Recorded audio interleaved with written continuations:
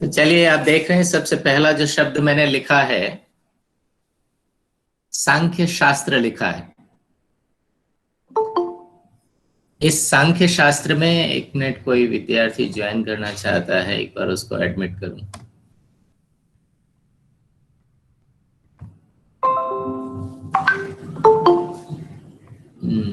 अभी रुक जाइए, बीच बीच में ना यही गड़बड़ हो जाता है।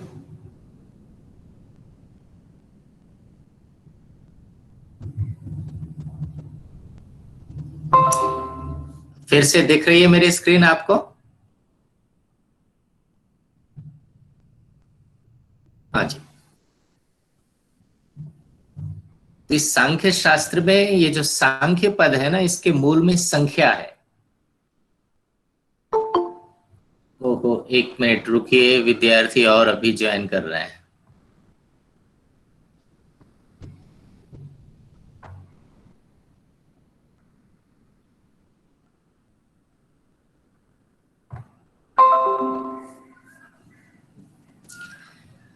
जैसा आप जानते हैं कि संख्या का सामान्य अर्थ गिनती होता है। नमस्कार सर। नमस्ते। नमस्ते। आप सबको मेरी स्क्रीन दिख रही होगी।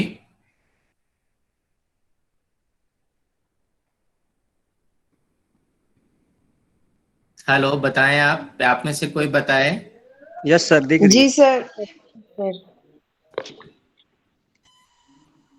लेकिन संख्या का जो मूल अर्थ है ना संस्कृत में, वो होता है चीजों को अलग अलग करके देखने की क्रिया को संख्या कहते हैं। बहुत सी चीजें आपस में मिली हुई हैं। जब आप उन मिली हुई चीजों को अलग अलग करके देख पाए, उनका विवेचन कर सकें, चीजें सम्मिलित हैं और उनको आप पृथक कर देते हैं, अलग कर देते हैं, उनका विवेचन कर देते हैं, इस प्रक्रिया का नाम संस्कृत में संख्या कहलाता है। और इसी संख्या से ही गिनती के लिए भी संख्या शब्द इसी अर्थ में प्रयुक्त होता है। क्योंकि मिली हुई चीजों को जब हम अलग अलग करते हैं तो उसके साथ गिनते हैं, एक, दो, तीन, चार। एक समूह में मान लीजिएगा 10 लोग खड़े हैं, तो हम फिर अलग अलग गिनेंगे, तो एक, दो, तीन, चार।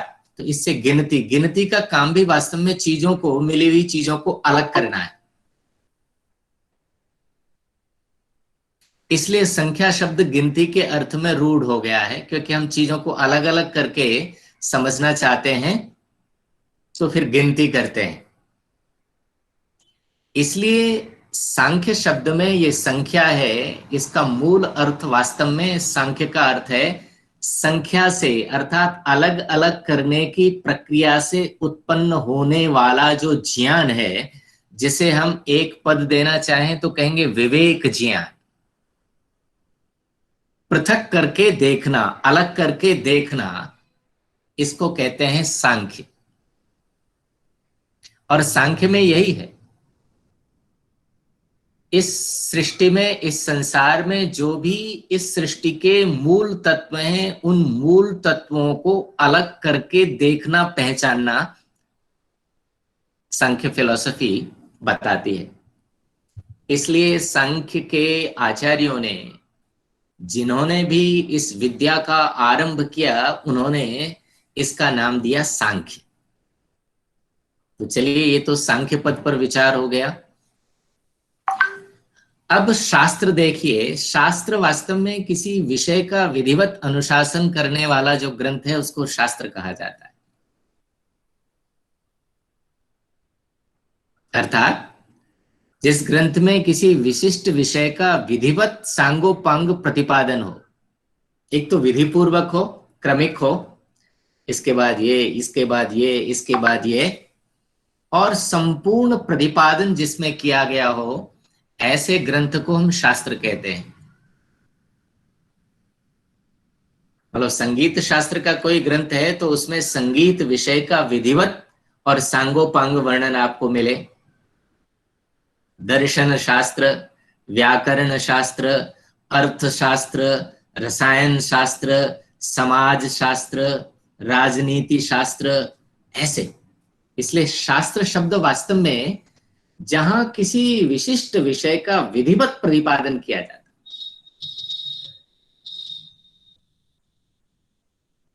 इसलिए हमारे जैसे प्रक्रिया ना, जैसे वेदों को हम वेद शास्त्र जब कहते हैं ना, तो वेद के साथ जब शास्त्र आता है तो 6 शास्त्र, 4 वेद 6 शास्त्र ऐसा आता है। वेद जो है ना वो संहिता है। संहिता का मतलब है कि उसमें संकलन है विभिन्न विषयों का। किसी विषय का क्रमिक प्रतिपादन नहीं है, विधिवत प्रतिपादन नहीं, बहुत सारे विषयों का संकलन है, वो संहिता कहलाते हैं। लेकिन बाद में जो 6 शास्त्र कहलाते हैं, 6 शास्त्र दर्शन शास्त्रों के लिए हमारे प्राचीन परंपरा में षट शास्त्र उन्हीं को कहा जाता है। सांख्य, योग, वेदांत, मीमांसा, न्याय, वैशेषिक, ये 6 शास्त्र जहां किसी एक विशिष्ट विषय का विधिवत प्रतिपादन किया जाता है। तो आप देख रहे हैं कि अब हम जहां भी शास्त्र, जैसे व्याकरण शास्त्र है तो व्याकरण विषय का विधिवत प्रतिपादन है, काव्य शास्त्र है तो काव्य की प्रक्रिया का विधिवत प्रतिपादन है, योग शास्त्र है तो योग की प्रक्रिया का जहां विधिवत प्रतिपादन है। तो ये शास्त्र शब्द का अपना अर्थ है। चलिए अब हम आगे देखते हैं। ये सामान्य परिचय है सांख्य का, जो प्रत्येक विद्यार्थी को आना ही चाहिए। सांख्य के प्रमुख आचार्यों में हम देखेंगे कि सांख्य के प्रणेता, सांख्य के अर्थात इस सांख्य शास्त्र के पुनः प्रतिष्ठापक, यद्यपि सांख्य की परंपरा बहुत पुरानी है। महाभारत में ऐसा वर्णन आता है कि महर्षि कपिल ने सांख्य शास्त्र का उद्धार किया। जैसे योग शास्त्र की परंपरा अत्यंत प्राचीन है, महर्षि पतंजलि ने उसको एक विधिवत रूप दिया, ऐसे ही सांख्य की परंपरा भी अत्यंत प्राचीन है। महर्षि कपिल ने इस परंपरा को एक विधिवत रूप प्रदान किया, एक शास्त्र का रूप प्रदान किया। तो हम कह सकते हैं सांख्य शास्त्र के ध्यान रखें, सांख्य शास्त्र के प्रणेता महर्षि कपिल मानते हैं, ये हमारी परंपरा मानती है। इसी परंपरा में महाभारत में महर्षि कपिल के एक शिष्य हुए आसुरी। आसुरी के शिष्य पंचशिख, ये वर्णन महाभारत में हमें मिलता है। तो ये सूचना हमें महाभारत ग्रंथ में प्राप्त होती है। इस आधार पर विद्वान लोग ये निष्कर्ष निकालते हैं कि ये आचार्य, इन आचार्यों का समय महाभारत से पहले रहा होगा।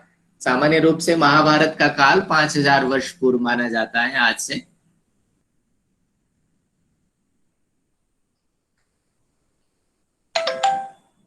इसकी भारतीय परंपरा इस तरह से परिगणना करती है कि ये जो कलयुग चल रहा है, महाभारत युद्ध द्वापर युग के अंत में हुआ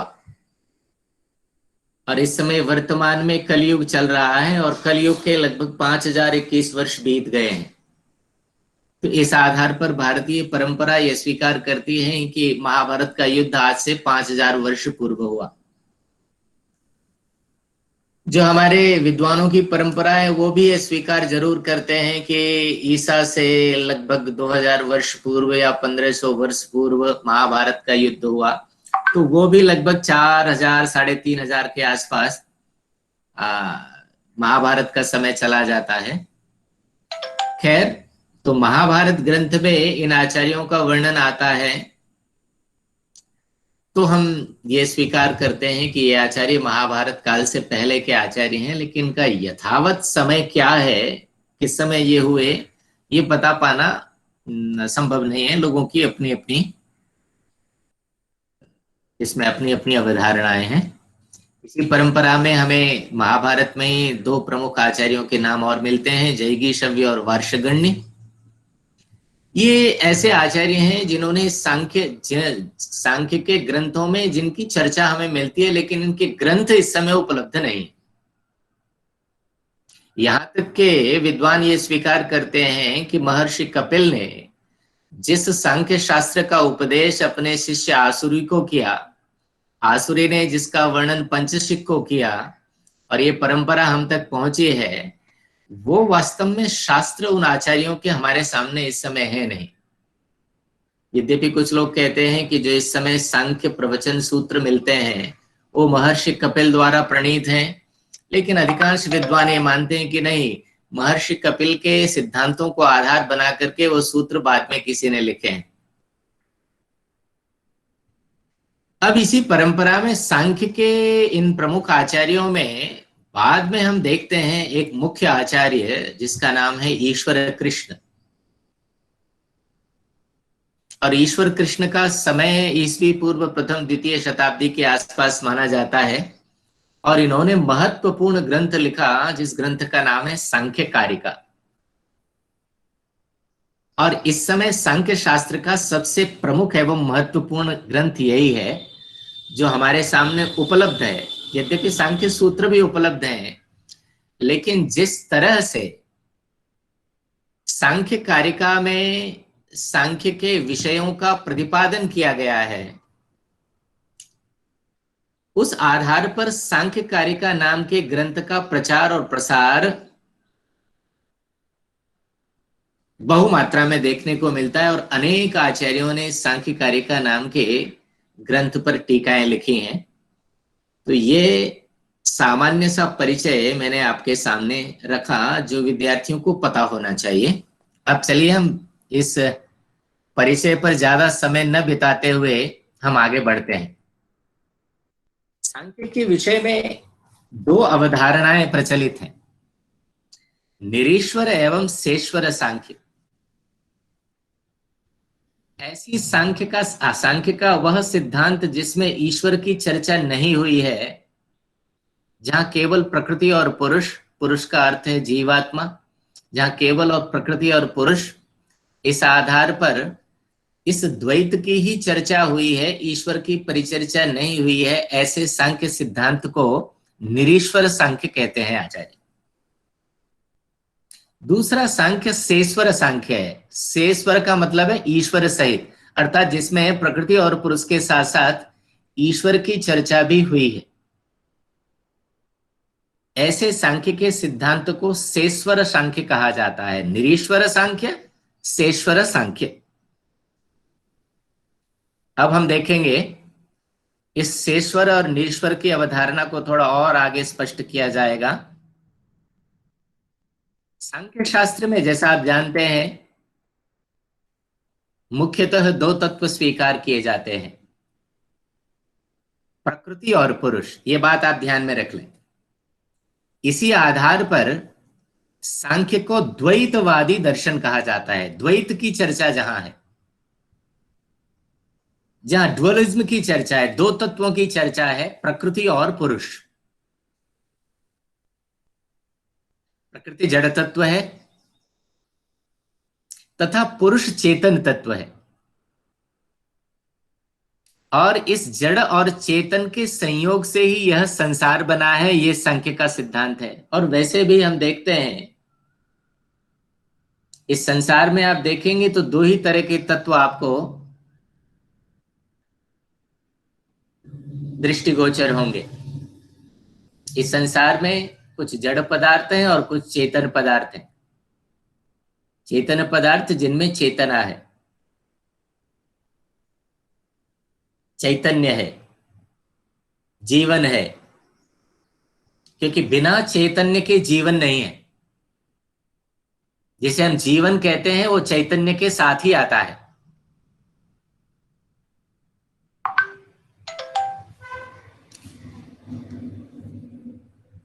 तो प्रकृति, अब तो सांख्य के मूल दो तत्व स्वीकार किए जाते हैं सांख्य में, ये आप समझ लिया, प्रकृति और पुरुष। इन प्रकृति और पुरुष के स्वरूप को आगे हम स्पष्ट करेंगे कि सांख्य जब प्रकृति कहता है तो उसका मतलब क्या होता है, और पुरुष चेतन तत्व के विषय में उसकी क्या मान्यता है। इस प्रकार प्रकृति के स्वरूप और पुरुष के स्वरूप पर हम अभी आगे चर्चा करेंगे। लेकिन फिलहाल हम इन दो तत्वों के विषय में समझ लें कि सांख्य मुख्यतः मूलतः दो तत्व स्वीकार करता है, जो है प्रकृति और पुरुष। प्रकृति जड़ है और पुरुष चेतन तत्व है। प्रकृति से उत्पन्न होने वाले तत्वों की संख्या 23 है।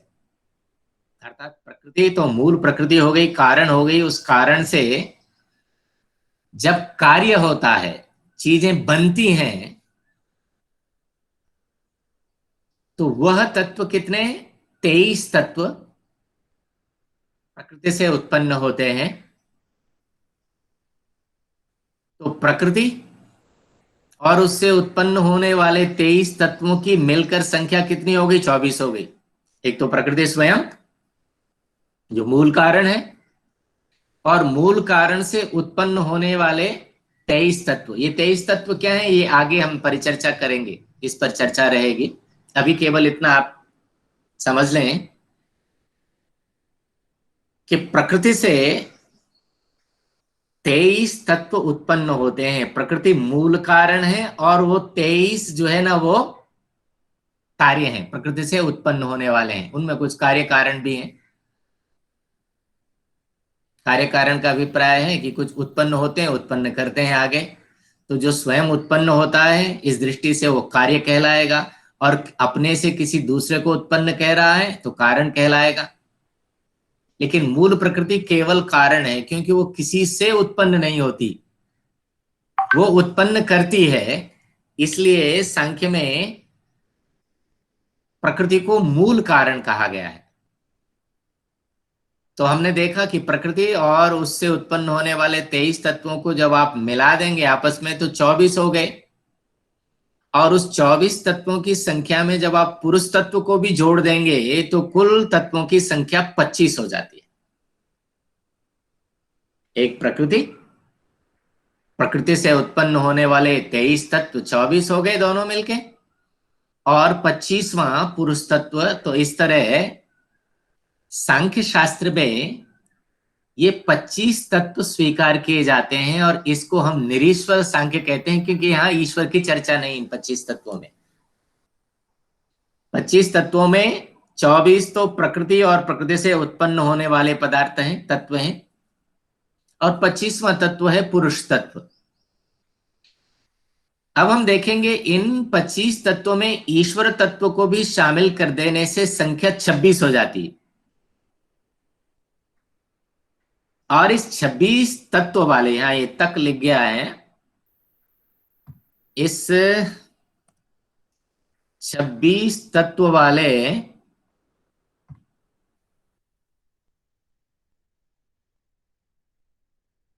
सांख्य को शेश्वर सांख्य कहा जाता है।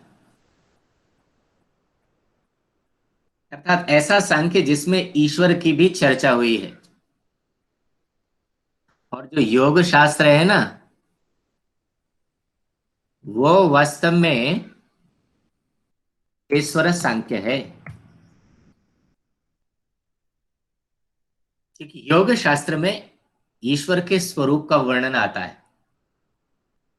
योग शास्त्र का अपना जितना तत्व मीमांसीय आधार है, तत्व संबंधी आधार है, तत्व विवेचना संबंधी आधार है, वह सब सांख्य पर टिका हुआ है।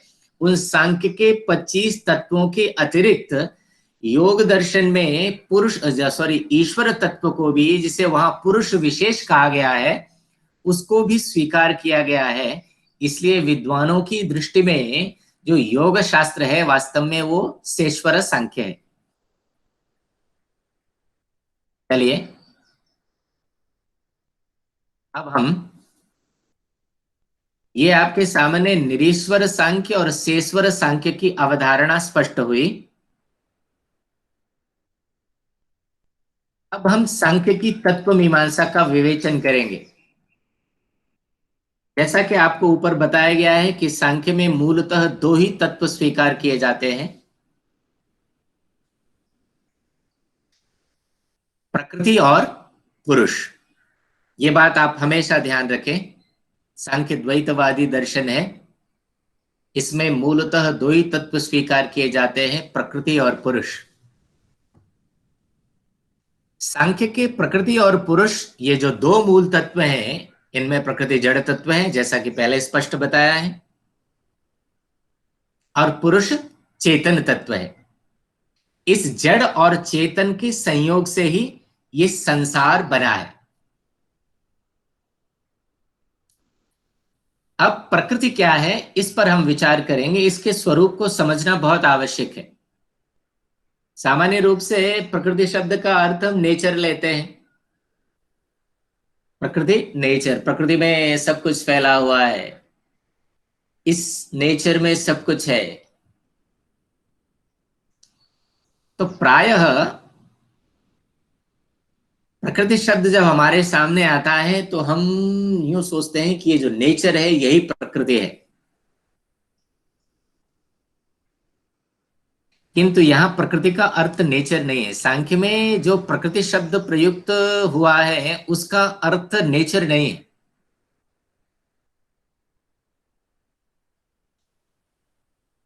प्रकृति तो नेचर का भी मूल कारण है। ये नेचर जो हमें दिख रहा है ना, जल, अग्नि, पृथ्वी, आकाश, ये सब कुछ जो नेचर का, जो हमारा पूरा वायुमंडल है, जो पूरा हमारा एनवायरनमेंट है, ये नेचर भी जिससे बनती है उसको सांख्य में प्रकृति कहा गया है। इसलिए अंग्रेजी में इसको हम कोई नाम देना चाहें तो हम कहेंगे मैटर। मैटर। तो प्रकृति वास्तव में मूल कारण है जिसे हम देख रहे हैं। ये नेचर, ये तो प्रकृति से बना हुआ है। ये नेचर तो it came out of matter.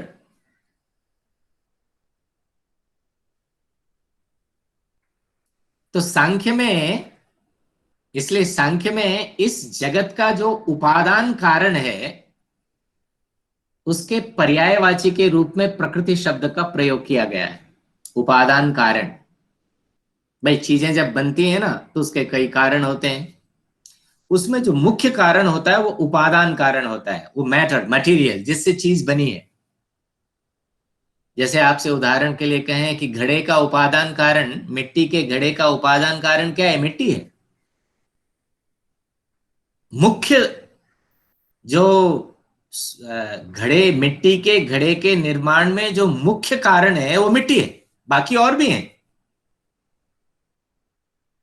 उसको बनाने वाला, उसको पकाने वाला, उस पकाने के साधन, ये सब भी कारण होंगे। ये सब निमित्त कारण कहलाते हैं, कुछ साधारण कारण कहलाते हैं। लेकिन उपादान कारण जो मुख्य कारण है, जैसे हम कहेंगे दही का उपादान कारण क्या है? दही का उपादान कारण दूध है, दूध से दही बनती है। हाँ, उसमें और भी चीजें हैं। भाई दूध को उबाला गया, उबालने वाला, उबालने के साधन, उसमें फिर आपने जमाने के लिए खट्टा डाला, वो खट्टा भी, वो सब साधन है। लेकिन मुख्य जो कारण है जिससे वास्तव में दही बनती है, उसको, मुख्य कारण को दर्शन की भाषा में उपादान कारण कहा जाता है। तो इस संसार का, ये जो संसार हमें बना हुआ दिख रहा है, इसमें जो सब कुछ भी दिख रहा है, इसका जो मुख्य कारण है, जो उपादान कारण है, वो प्रकृति है। ये संसार जिससे बना है वो प्रकृति है, जिसके लिए बना है वो पुरुष है, चेतन तत्व है। वो भी उसमें कारण है लेकिन वो निमित्त कारण है। तो आप ये बात समझ लें कि प्रकृति का अर्थ है मूल कारण, उपादान कारण, वो मैटर, वो मटेरियल, वो सूक्ष्म मटेरियल जिससे ये संसार इवॉल्व हुआ।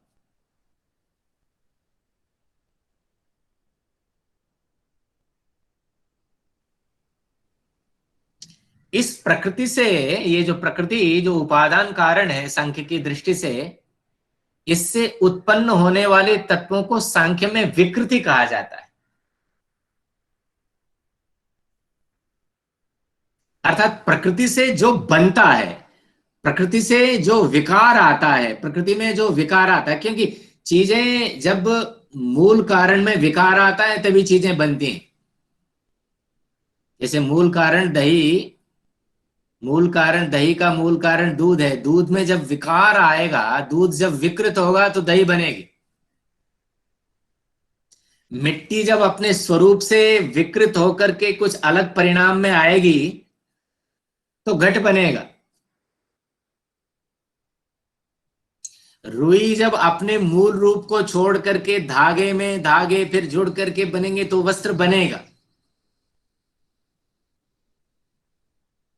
तो जब मूल कारण विकृत होता है तब चीजें निर्मित होती हैं, तब चीजें बनती हैं। तो सांख्य में इस संपूर्ण संसार जो बना हुआ है इसको विकृति कहा जाता है। विकृति का मतलब आप यूं मत समझिए कि चीजें, विकृति में हम समझते हैं कि सड़ गया, बेकार हो गया, ऐसे नहीं।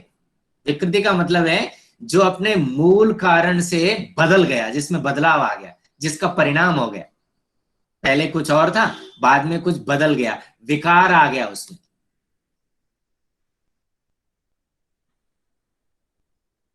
तो इसलिए प्रकृति का अर्थ हो गया कारण और विकृति का अर्थ हो गया कार्य, आप कह सकते हैं।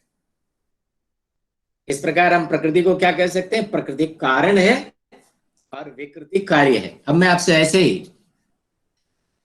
क्या में से कोई बता सकता है कि प्रकृति की कितनी विकृतियां हैं? प्रकृति से कितने तत्व उत्पन्न होते हैं? प्रकृति की विकृतियों की संख्या आप में से कोई बताएगा मुझे? हम ऊपर चर्चा करके आए हैं इसलिए मैं ये आपसे पूछ रहा हूं। 23 शायद। Very good, very good. शायद क्यों लगाया आपने? कॉन्फिडेंस नहीं इसलिए? थोड़ा बिल्कुल सा डाउट था जी, कोई जिसमें वो बात नहीं। 5 ज्ञानेंद्रियां और हाँ, ये वो हम आगे वर्णन करेंगे, लेकिन अभी आपको पता है कि प्रकृति से जो उत्पन्न होते हैं, जिन्हें हम सांख्यिकी भाषा में विकृति कहते हैं, वो विकृति 23 है। ये बहुत अच्छी बात है कि आप इस बात को ऐसे समझ रहे हैं।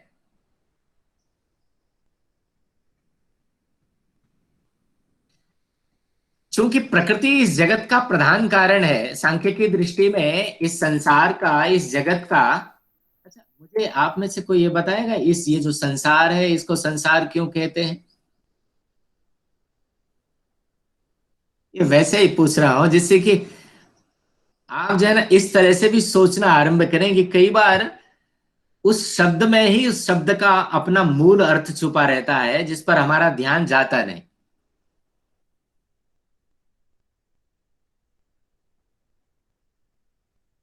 इसका क्या मूल अर्थ हुआ सर फिर संसार का?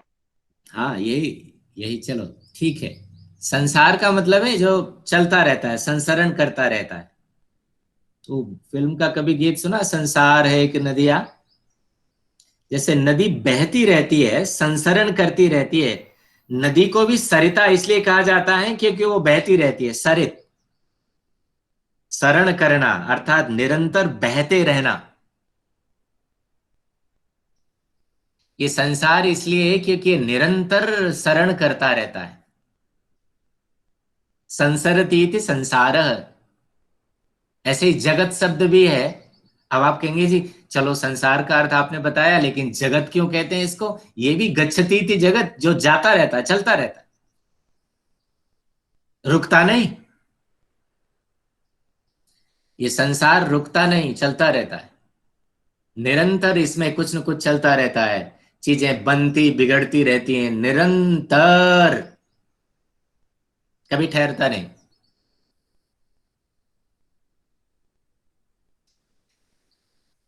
तो हम सांख्य में इस जगत का हो गया इस प्रकार। प्रकृति को हम कारण और विकृति को कार्य कह सकते हैं, क्योंकि प्रकृति इस जगत का प्रधान उपादान कारण है, मुख्य उपादान कारण वही है। क्यों मुख्य उपादान कारण है? क्योंकि प्रकृति जिससे उत्पन्न हुई हो ऐसा कोई अन्य कारण है ही नहीं। प्रकृति मूल कारण है। आप ये कहेंगे प्रकृति भी किसी से उत्पन्न हुई, ठीक है, प्रकृति से ये 23 विकृतियां बनी, लेकिन क्या प्रकृति भी किससे बनी है? तो सांख्य कहता नहीं, प्रकृति तो मूल प्रकृति है, प्रकृति का कोई कारण नहीं है, प्रकृति सबका कारण है। सबका मतलब इन 23 विकृतियों का।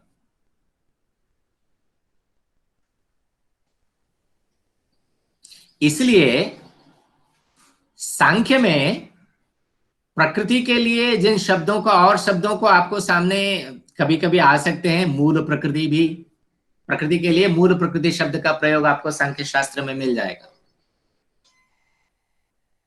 ऐसी अविकृति,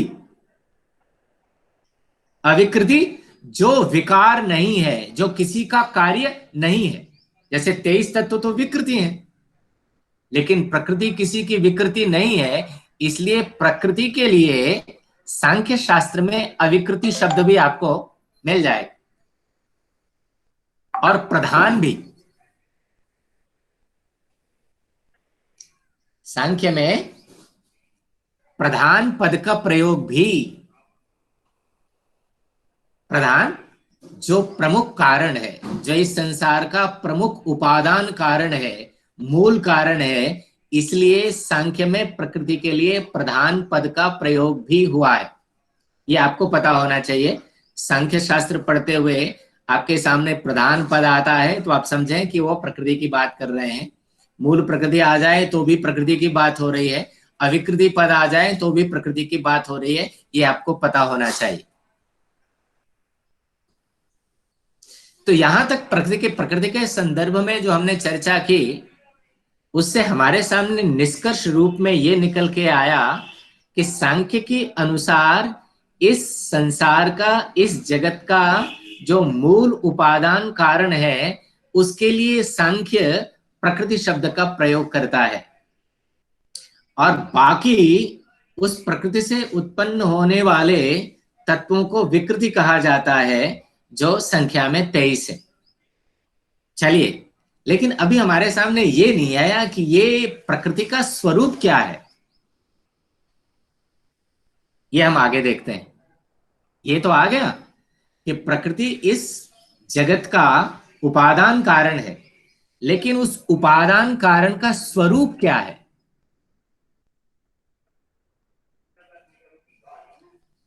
इसके लिए अब हम चर्चा आरंभ करते हैं। सांख्य शास्त्र में सत्व, रजस और तमस,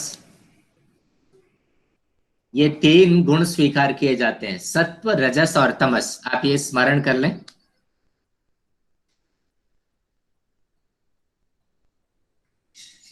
कई बार हम जो है ना, इन शब्दों के साथ गुण शब्द का प्रयोग करते हैं, तो जैसे रजस के साथ गुण शब्द करेंगे तो शब्द बन जाएगा रजोगुण।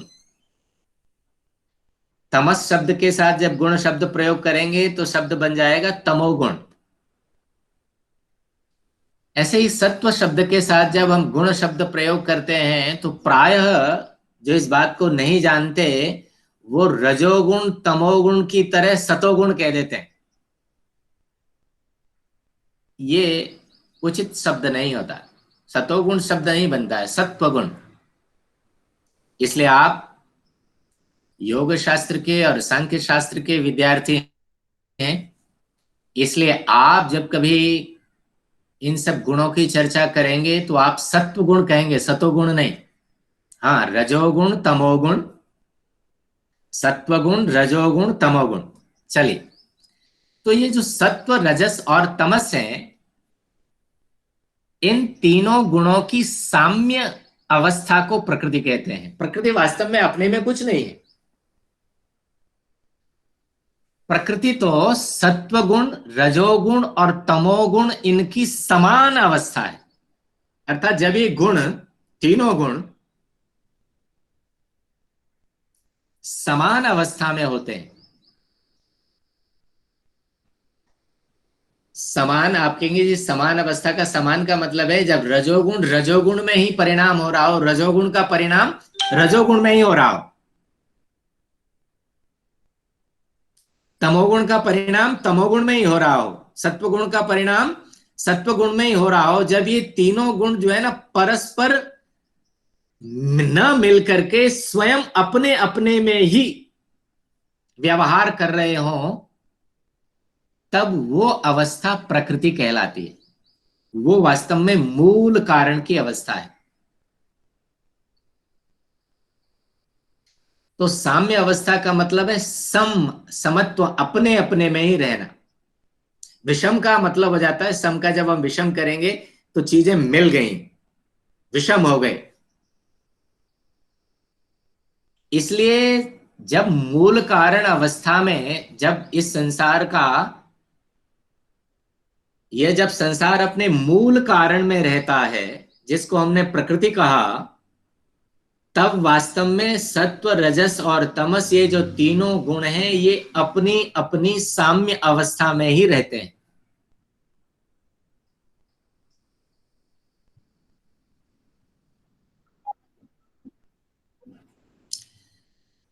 साम्य अवस्था का एग्जाम्पल ये है कि चीजें आपके पास हैं। मान लीजिएगा कि जल है, आप आटा गूंथना चाहते हैं,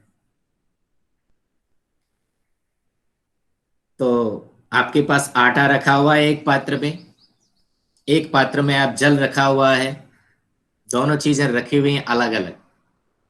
उस अवस्था में आटा अपनी साम्य अवस्था में है, जल अपनी साम्य अवस्था में है। जैसे ही आप जल को आटे में मिलाएंगे तो ये जल और आटा मिलकर के विषम अवस्था बनेगी, तब एक आरंभ हो जाएगा काम। वैसे जल और आटा सदियों तक साथ रखे रहें,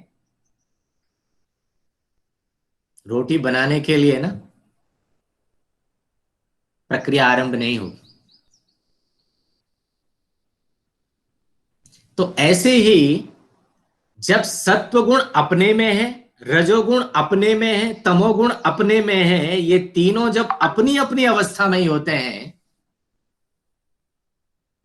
जब परस्पर मिले हुए नहीं होते हैं, इस अपनी अपनी अवस्था को सांख्य में साम्य अवस्था कहा गया है। बात समझ में आए? तो ये मूल कारण की अवस्था होती है, इसी को प्रकृति का है। वास्तव में प्रकृति कोई तत्व नहीं है, ये सत्व रजस तमस ही को हम प्रकृति कह देते हैं, जब सत्व रजस तमस अपने अपनी साम्य अवस्था में रहते हैं, समान अवस्था में रहते हैं, अपने अपने में।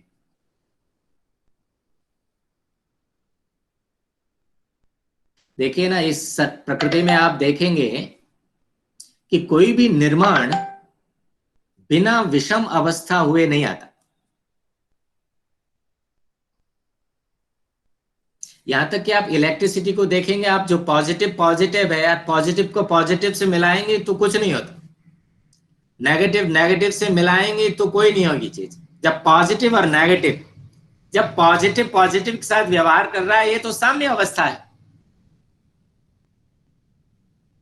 आप आटे में और सूखा आटा मिला दीजिए, और सूखा आटा मिला दीजिए, और सूखा आटा मिला दीजिए, आप तो साम्य का साम्य में ही मिलन कर रहे हैं, मिश्रण कर रहे हैं, इससे कोई निर्माण नहीं होगा।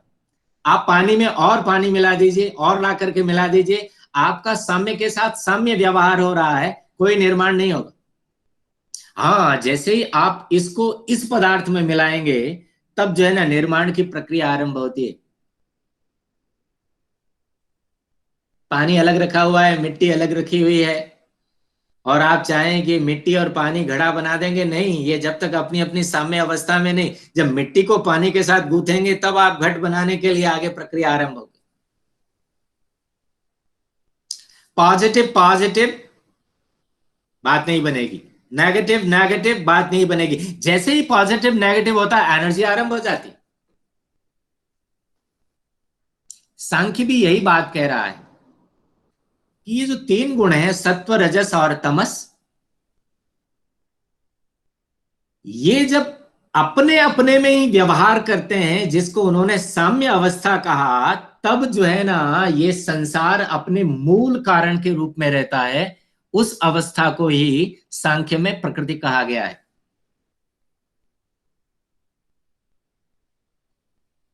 इसलिए स्पष्ट आपको समझना चाहिए। कई बार हम व्यवहार करते हैं कि प्रकृति में तीन गुण रहते हैं, सत्व रजस और तमस। ऐसा हमें प्रायः कई बार सुनने को मिल जाता है, कई बार लिखा हुआ भी मिल सकता है।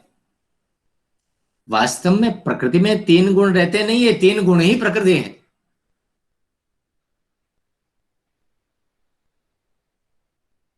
और ये तीन गुण फिर जो है ना विकृति में भी आगे आते हैं। ये संसार जो बना हुआ है ना विकृति, इनमें आपको इन तीनों गुणों की उपस्थिति दिखेगी, क्योंकि उपादान कारण है ना तीनों गुण। ये उपादान कारण अपने कार्य के साथ हमेशा संबद्ध रहता है, मिला हुआ रहता है। जैसे मिट्टी घड़े का उपादान कारण है, तो घड़ा जब तक है तब तक मिट्टी इसके साथ ही रहेगी। ऐसा नहीं हो सकता कि मिट्टी को आप अलग कर दें, अन्य कारण अलग हो जाएंगे। जिस चाक पर रख करके घड़े बनाने वाले ने घड़े को बनाया, वो चाक, डंडा जिससे वो चाक को घुमाया गया, चक्र को घुमाया गया, वो सब हट जाते हैं, वो सब निमित्त कारण है। लेकिन मिट्टी घड़े के साथ सदा रहती है, जब तक घड़ा रहेगा तब तक मिट्टी भी साथ ही है उसके, क्योंकि वो उपादान कारण है। ऐसे ही इस संसार का उपादान कारण जो प्रकृति है, उस प्रकृति से बनने वाले जो ये जो 23 तत्व हैं, इन 23 तत्वों में वो सत्व, रजस और तमस साथ ही आते हैं, साथ रहते हैं। तो ये बात आपको स्पष्ट हो जानी चाहिए कि सत्व, रजस और तमस, इन तीनों गुणों की साम्य अवस्था को ही प्रकृति कहते हैं। और जब इन तीनों गुणों में विषम अवस्था आ जाती है, जब इनकी साम्य अवस्था भंग होती है, तब ये विकृति आरंभ होती है, तब ये संसार आरंभ होता है। और ये नियम आप सर्वत्र देखेंगे। सम चीजें निर्माण नहीं कर सकते। निर्माण की प्रक्रिया के लिए विषम होना आवश्यक है। पुरुष और पुरुष मिलकर के संतान उत्पत्ति नहीं कर सकते, नारी और नारी मिलकर के संतान उत्पत्ति नहीं कर सकते। जब ये विषम संयोग होता है तभी वास्तव में सृष्टि होती है। तो ये नियम हम सर्वत्र देखते हैं, चाहे एनर्जी का क्षेत्र हो, पॉजिटिव पॉजिटिव, नेगेटिव नेगेटिव, नहीं पॉजिटिव नेगेटिव। तो ऐसे ही गुणों की अवस्था है, जब गुण स्वयं में ही अपना व्यवहार करते हैं तब वो अवस्था उपादान कारण है, तब वो अवस्था प्रकृति रूप है, तब संसार नहीं बना है।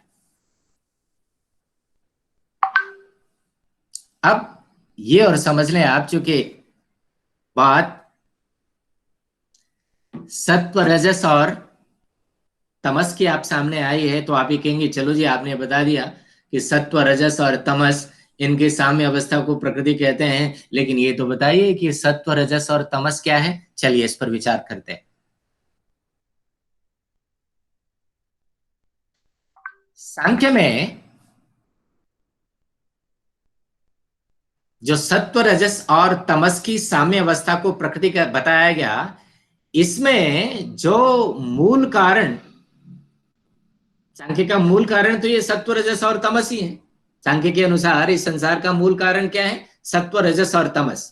जब अपने साम्य अवस्था में होते हैं तब ये कारण की अवस्था में होते हैं, और जब ये विषम अवस्था में आते हैं तो कार्य की अवस्था में आ जाते हैं।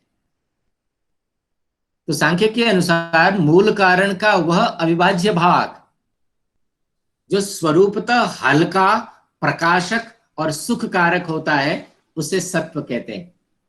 ये बात आप स्मरण रखें।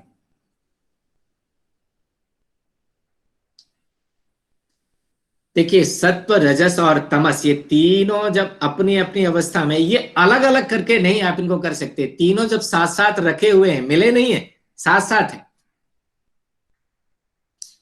तो ये जो प्रकृति है जिसमें सत्व, रजस और तमस है, चाहे वो विकृति है जिसमें सत्व, रजस और तमस है, वह भाग, इस मूल कारण का वह भाग जो स्वरूपतः हल्का है।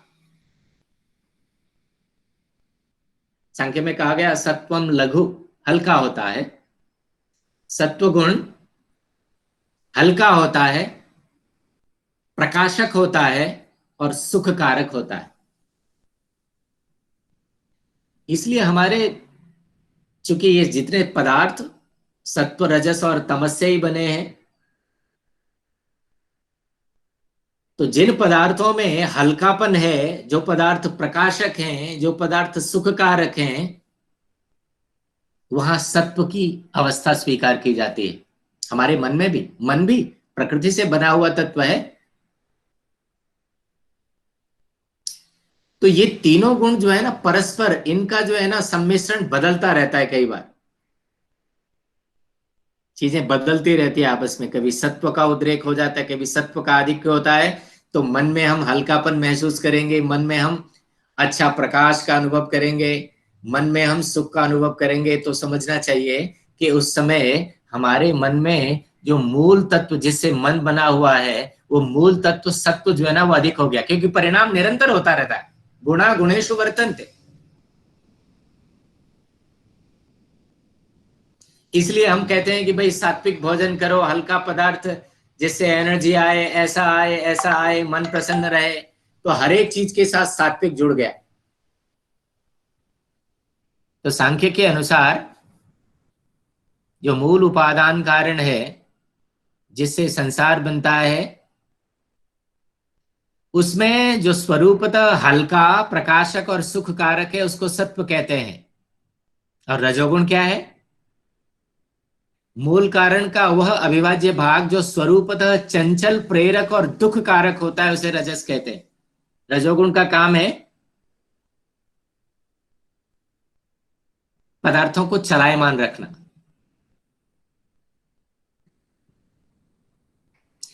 चलायमान होने से रजोगुण प्रेरणा देता है, हमेशा कुछ न कुछ करने के लिए प्रेरित करते रहना।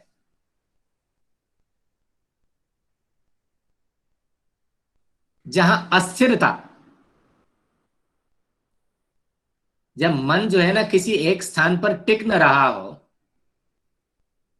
कभी इधर भागता हो कभी उधर भागता हो, तो हमें समझना चाहिए कि उस समय रजोगुण ने हमारे मन में डेरा डाला हुआ है, रजोगुण बढ़ा हुआ है।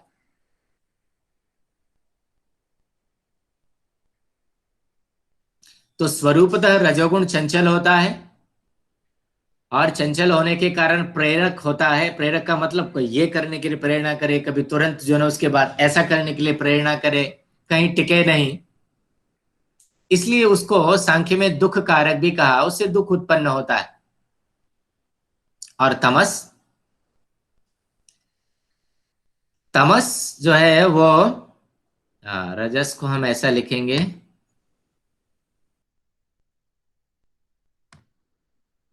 सॉरी एक मिनट, मूल कारण का वह अविभाज्य भाग जो स्वरूपतः भारी होता है, अवरोधक होता है, और भारी होने से रोकने वाला होता है, और मोह कारक होता है, मोह उत्पन्न करता है, मूढ़ता उत्पन्न करता है। जब आपका शरीर और मन जो है ना भारी भारी अनुभव करे, आपको कुछ भी न सूझता हो, मूढ़ता की स्थिति आ रही हो, कुछ भी नहीं सूझ रहा हो, तब ऐसा अनुभव करना चाहिए कि तमोगुण ने अपना डेरा डाला हुआ है। तो ये प्रकृति के तीन मूल तत्व जिन्हें हम प्रकृति कहते हैं, इन्हीं इस प्रकृति से बना हुआ ये संसार है। इसलिए इन मूल तत्वों का प्रभाव संपूर्ण संसार में भी है, जो भी इससे बना हुआ है। तो अब आपको समझने के लिए यहां क्या करना है, जब आपसे कोई पूछे कि सत्व है क्या, कि सत्व वास्तव में प्रकृति का मूल उपादान कारण का वह भाग जो हल्का होता है, प्रकाशक होता है और सुख उत्पन्न करने वाला होता है, उसको सत्व कहते हैं। जो चंचल होता है, प्रेरक होता है और दुख उत्पन्न करने वाला होता है, उसको रजोगुण कहते हैं।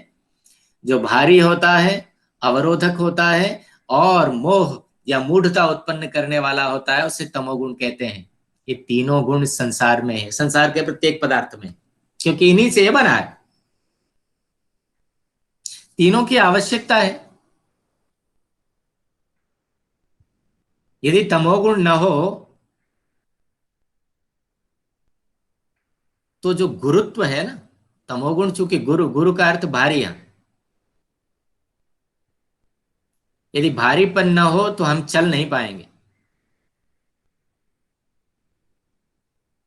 हमें स्थिरता प्रदान करने के लिए ना तमोगुण की आवश्यकता भी होती है। स्थिरता का मतलब है कि आपने पांव जमाया, जहां पांव जमाया वहां जम गया। यदि गुरुत्व न हो तो बात नहीं बनेगी। रजोगुण प्रेरणा दे रहा है, पांव को उठा के अब आगे उठाना है, ये प्रेरणा कहां से आ रही है? ये रजोगुण से आती है। और सत्वगुण तो प्रकाशक है, जो आपको मार्ग दिखा रहा है, जो प्रकाश के रूप में जो आपकी चीजों को दिखा रहा है, बता रहा है। तो इस संसार को चलाने के लिए इन तीनों की आवश्यकता है। ये तीनों मिलकर कैसे काम करते हैं, इस पर आगे चर्चा करेंगे। लेकिन अभी हम प्रकृति के स्वरूप को समझ रहे हैं।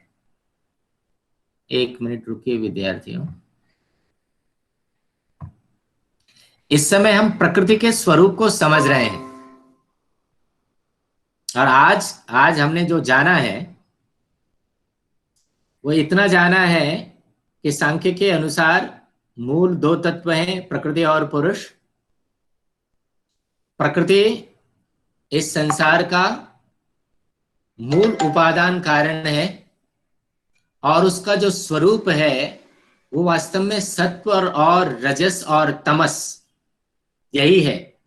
जब सत्व, रजस और तमस अपनी साम्य अवस्था में होते हैं तो वो मूल कारण अर्थात प्रकृति कहलाते हैं। जैसे ही इन सत्व, रजस और तमस में विषम अवस्था आरंभ होती है, ये परस्पर इनमें मेल होता है, परस्पर घटते बढ़ते रहते हैं, तब ये विकार विकृति आरंभ हो जाती है। और ये सत्व, रजस, तमस क्या है? सत्व वास्तव में स्वरूपतः हल्का है, प्रकाशक है और सुख कारक है। रजोगुण स्वरूपतः चंचल है, प्रेरक है और दुख कारक है। और तमोगुण स्वरूपतः भारी है, अवरोधक है और मोह कारक है। आज हम यहीं इस चर्चा को समाप्त करेंगे। मैं समझता हूं कि मैंने जो आपके सामने ये प्रस्तुत किया है, ये आपकी बात समझ में आई है। इसमें जो आवश्यक चीजें हैं उन्हें आप नोट कर सकते हैं, और एक बार पुनर्विचार आप बाद में कर लेंगे तो ये सिद्धांत सांख्य का आपके मस्तिष्क में ठहर जाएगा। आगे परिचर्चा हम करते रहेंगे। अब मैं देखूंगा कि कब हम परिचर्चा करें। क्या कल हम कर सकते हैं या आप चाहते हैं कि एक आध दिन छोड़ कर करें? आप मुझे बताइए। सर कभी भी कर लो, कल कर लो, एक दो दिन छोड़ के कर लो, आप अपनी सुविधा के अनुसार कर लो। चलो, जैसा भी है, लेकिन मैं इतना आपसे चाहता हूं कि कृपा करके आप इसका स्वाध्याय करना भी जरूरी है। जो कुछ आपने सुना है केवल सुन के ही रह गया तो फिर बातें उतनी मतलब ठीक ढंग से बुद्धि में बैठ नहीं पाती हैं। तो आप सब पर, आपको कोई पूछे सांख्य क्या है तो आप बता सकें, सांख्य शास्त्र से आपका क्या अभिप्राय है, सांख्य के कुछ प्रमुख आचार्यों के बारे में आप बता सकें, कपिल, आसुरी, पंचशिख, जैगीषव्य, वार्षगण्य, ईश्वर, कृष्ण, ऐसे कुछ नाम आप ले सकें। और उसके बाद निरीश्वर और शेश्वर सांख्य की अवधारणा आप स्पष्ट कर सकें। फिर आप प्रकृति के बारे में बता सकें। यदि आप ऐसी चीजें किसी को आप एक्सप्लेन कर सकते हैं एक योग के विद्यार्थी होने के नाते, तो भाई ये तो बहुत उत्तम बात होगी। इसलिए आज हम इस बात को यहीं समाप्त करते हैं, फिर आगे पढ़ते रहेंगे। जी।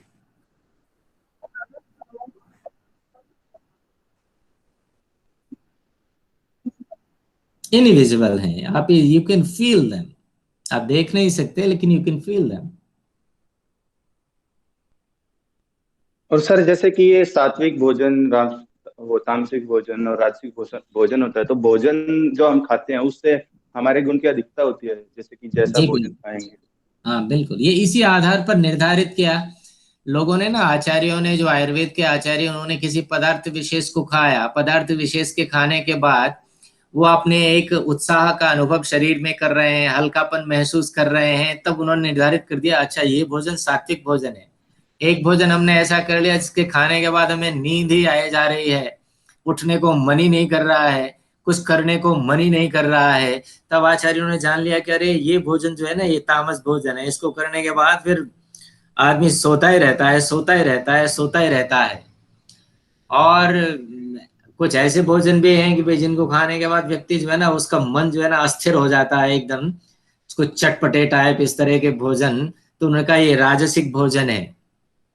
तो ये फिर आचार्यों ने अपने जिन जिन पदार्थों को भोजन आदि में करके, जिन जिन पदार्थों को ऐसा करके फिर उन्होंने अपना ये मानस बनाया कि ये सात्विक है, ये राजसिक है, ये तामस है। Okay sir.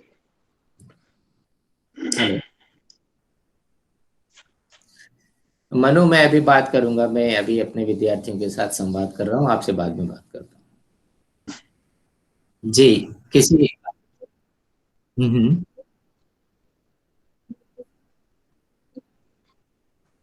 नहीं, विजिबल आप जो इनटेक कर रहे हैं बट यू डोंट वो नो गुण उसका जो उसका सत्व है गुण ना, इनविजिबल है हाँ, शायद। उसके अंदर जो सत्व स्वरूप है,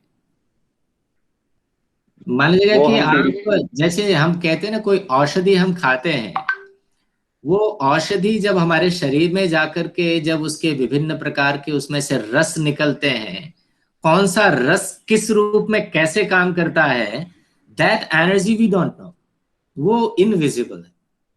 यस सर, जैसे खाने में प्रोटीन्स वगैरह सब कुछ होता है तो वो हमें हाँ, विजिबल तो नहीं हम है पर वो प्रोटीन में काम आप करते हैं। दाल खा रहे हैं, लेकिन दाल में वो प्रोटीन किस रूप में कैसे जाकर के, उसका क्या रूप है ना, वो उसका रूप अत्यंत सूक्ष्म है जी। यस।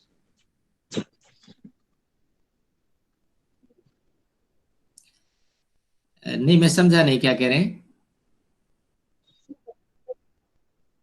हम्म।